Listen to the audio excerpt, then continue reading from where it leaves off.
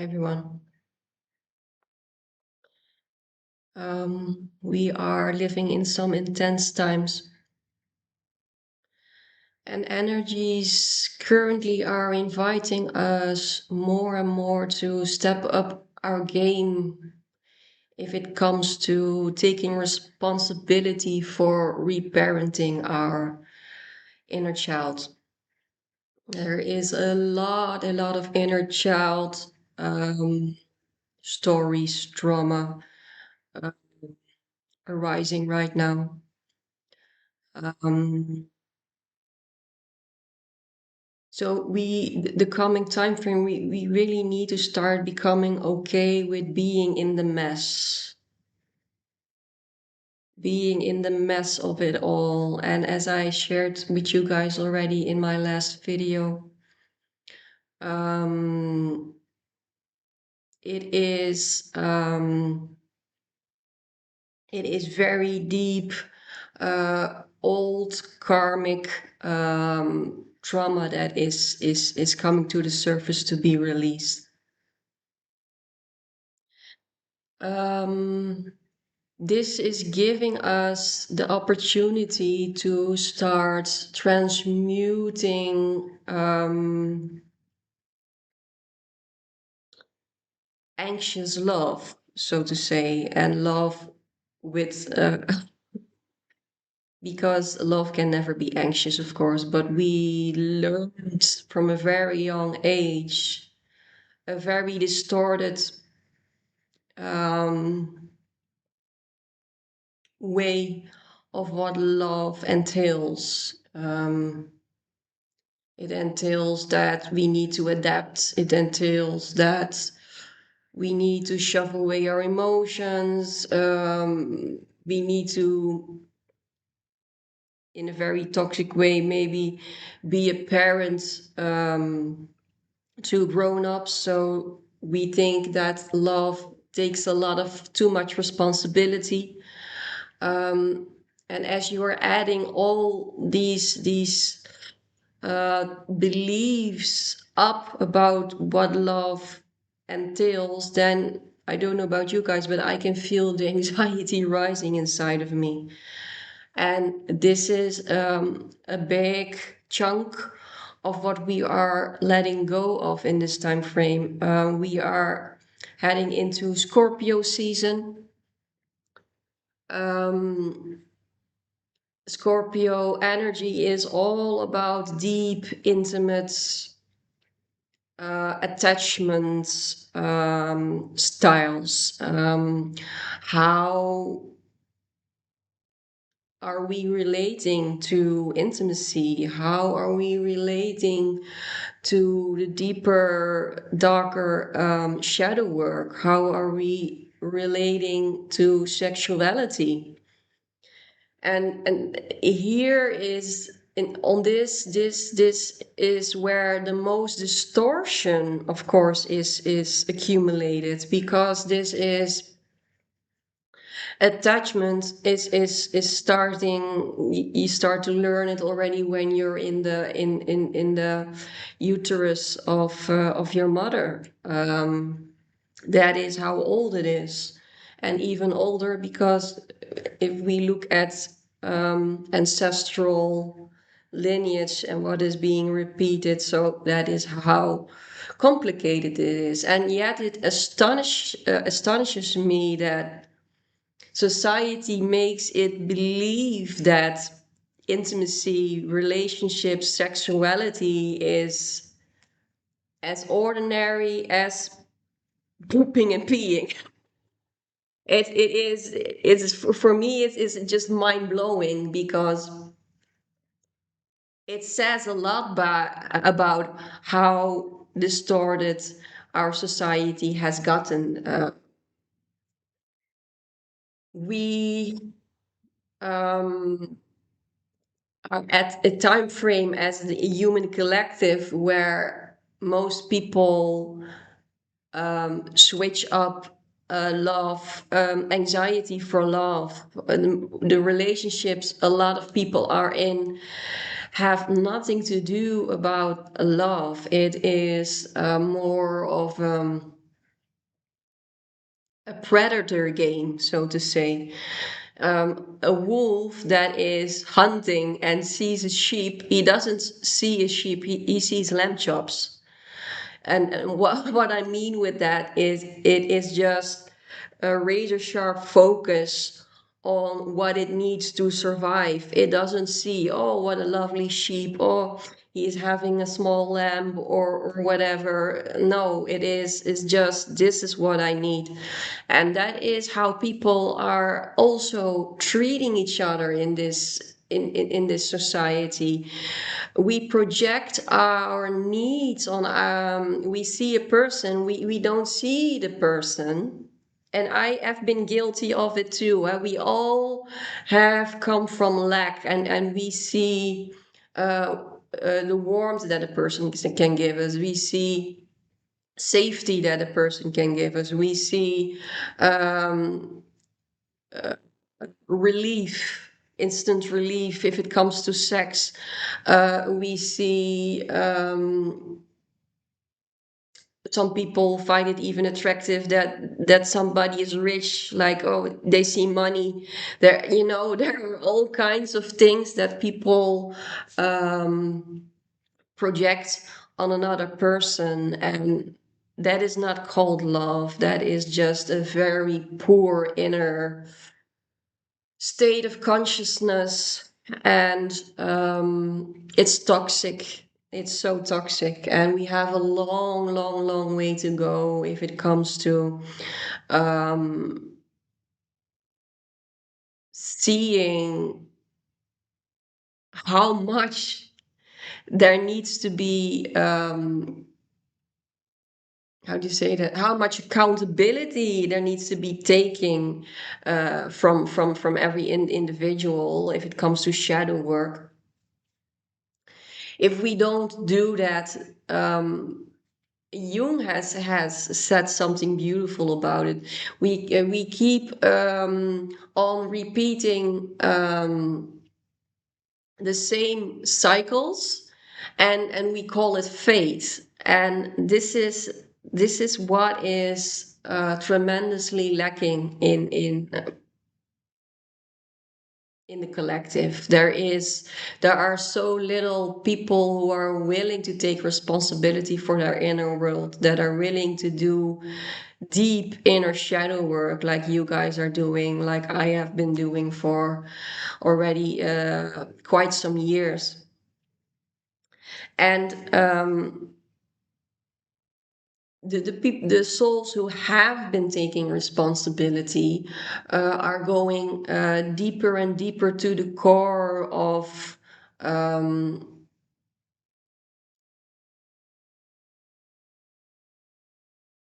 of everything. I wanted to take one word, but we are going to the core of everything. Um, and we need to step up our game in this time frame, really, to be a lab of presence and compassion and affection towards our inner child. There has been so much unsafety for every single one of us. Not one is excluded, and people were saying they are not affected by it. Okay, whatever. Not giving that energy anymore. But we all have been affected by a severe lack of safety in our upbringing, through the simple fact that there has been an absence of presence, there has been an absence of emotional availability in some degree. Some cases were more severe than others, but how you turn, whether how you turn, toss or turn the coin, everybody has been experiencing profound unsafety. And this unsafety, especially since Scorpio is in the mix now, and we have since a week, I think, we are in, if you look at astrology, we have a grand water trine that will last until December this year. And this is huge, you guys, especially for souls like you. Most of us have a lot of Scorpio or water energy, sensitive energy, Cancer energy in their chart. Especially the people who have who have some sensitivity towards water. Um, a lot of emotions are surfacing right now. A lot wants to be healed. A lot wants to be renewed. Scorpio is about renewal. It's about death and rebirth. And the grand trine, Neptune is in the mix now also since yesterday, I think, with Saturn in Pisces. Then we have Jupiter in Cancer, of course. And Mars is conjuncting Mercury in Scorpio, and I believe you also have Lilith there, so and the Sun still coming there. So this can be a severely overwhelming time, you guys. I can feel it big time. I tears are pouring out of me every day. Bounds of anxiety are arising from the inner child. Flashbacks of how unsafe the little me has felt. It's all the cells, remembering cells, are opening up to flow, to stop being an obstacle in the energetic flow. So it takes quite an upgrade of responsibility from our side. And if we are not ready for it, this can occur as a huge projection on situations or people, numbing yourself out in addictive behavior, um, over analyzing, daydreaming, thinking, dissociation. You know the whole riddle to spiritual bypass. And this is really not the time to do it, because um, it's just it will haunt you until you start listening and you start seeing. Um,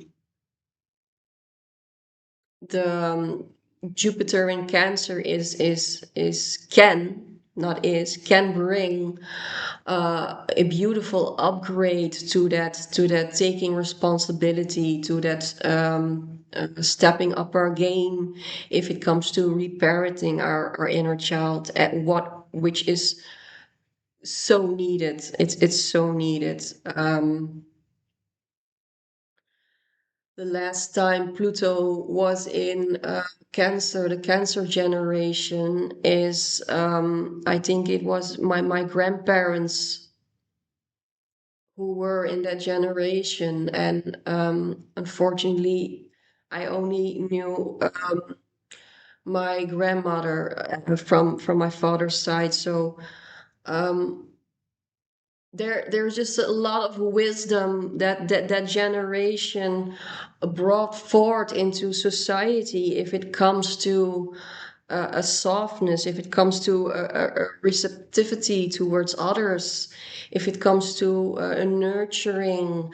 um yeah, I'm sorry to say, it is true, and that generation was more of a nurturing towards others, because um, we were still in the Pisces area, where self abandonment and being there for others was very much preached in church. There was little being preached about self-care and boundaries. It was all about, I had the word a few seconds ago. Um, I will come to it, but it was all about self-abandonment. Um, but either way, there was, and I know I don't know if some people of you can remember it, or there are even people maybe listening to my videos who are Pluto in Cancer generation. There was a sense of warmth and coziness that has been lost in this society. We are in the Aquarian era. Pluto turned direct a few days ago. Um, and Aquarius is not the most warm, cozy kind. It's a very detached. It has its strengths, and we need the detachment also big time. But it can become a very cold, objective, non-emotional society if we are going to be transmuted by Pluto in Aquarius for the coming 2 decades. So the basics are not so much being our fundaments. I talked about this last video, the last video I made. Our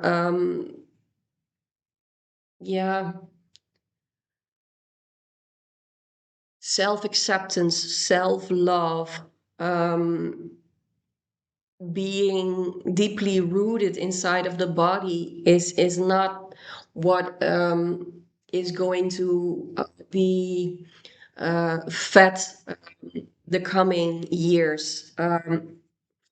Uranus is in retrograde. It will move back into the erratic degrees of Taurus, and that will be a welcoming energy to really embody.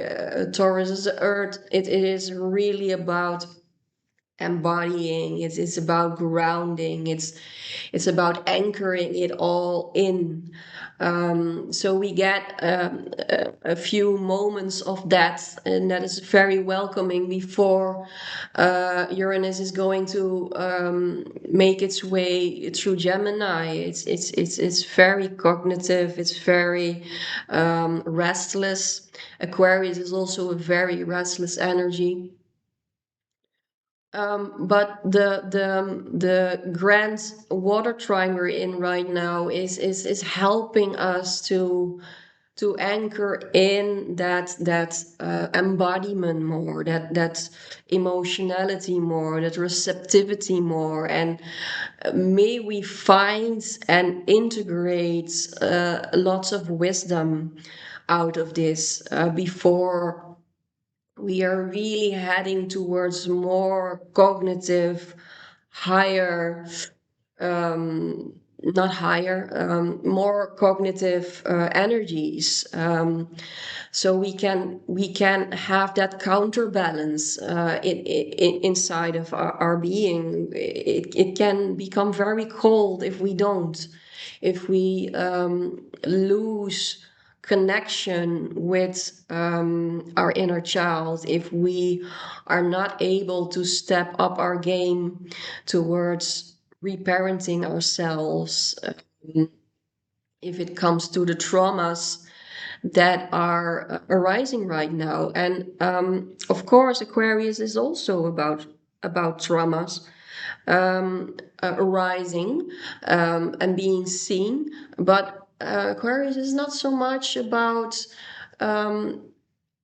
emotional digestion. It's more about clarity in a conscious way, of in a helicopter view, so to say. So this is such a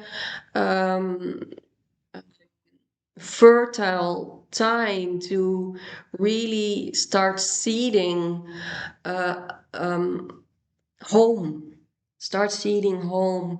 What is so, and I mean with home, it's our inner home, healing our inner safety, starting to feel safe inside of our own body. Because if we don't, we will always struggle if it comes to intimacy, if it comes to friendships, if it comes to romantic relationships, if it comes to family. This is the time to really putting the dots on the I, to really um, sharpen the lessons that we need to learn in order to become, not to become, to have a meaningful life. Because what does it mean to have a meaningful life? Does it mean success? Does it mean money? Does it mean, um, I don't know, expensive clothes, a nice car? For me, a meaningful life means um, being deeply rooted inside of myself, and from that place, having meaningful connections with friends, with loved ones, maybe even a relationship with nature, animals. And on that note, because that's a beautiful one, I think it's so imperative for the collective, and what a lot of us have already been doing for years. But the only way to heal love, and I mean love in non-dual way, you first need to reconnect with nature and animals again. That is where the basics start. It's not for nothing that since a few decades there's a lot of animal therapy going on, with horses, with dogs, with dolphins, because for them they ooze source energy, they ooze essence. There is no conditioning, there is no fear-based interrelatedness. So from there you can learn to connect from a neutral way. We never learn it from other humans, because everybody is conditioned. So first learn to reestablish your connection with nature again, with animals.